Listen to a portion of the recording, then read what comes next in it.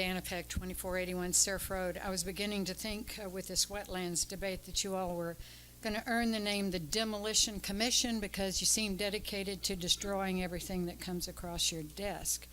You're a county commission who says you want tourism, which is based on fishing and sports and all kinds of outdoor life, and yet you would even contemplate destroying the wetlands. And I guess for development purposes, either to profit personally or in your next campaign from contributions.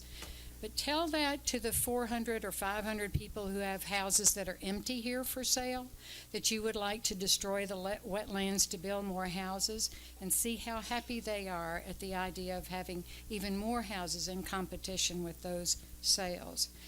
You lowered the millage rate somewhat, a smidgen, and I guess you'll leave this meeting a little proud of that. But at the same time, what you probably won't be proud of is that you jacked up the taxes on everything that just about moves in this county.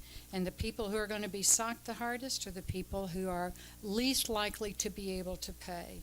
You have jacked up these taxes on the essentials of life: electric, gas, water, phones, sewer, fire protection, keep on going. And for some reason, I guess you think that's a good thing to do. While all the while you have sat on the sheriff's budget, and don't mention his cuts, because the sheriff gets a huge portion of this county's property taxes, if not 2 out of every $3.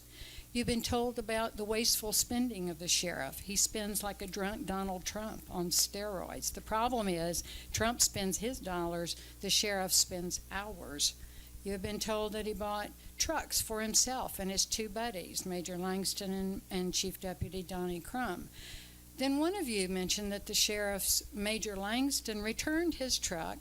I think admission enough that that's a really bad thing to do, and yet you don't challenge the spending. The sheriff has a top-heavy office. He has more brass in his department than the whole of Leon County, and yet you turned a blind eye to his budget and do not go over it line by line.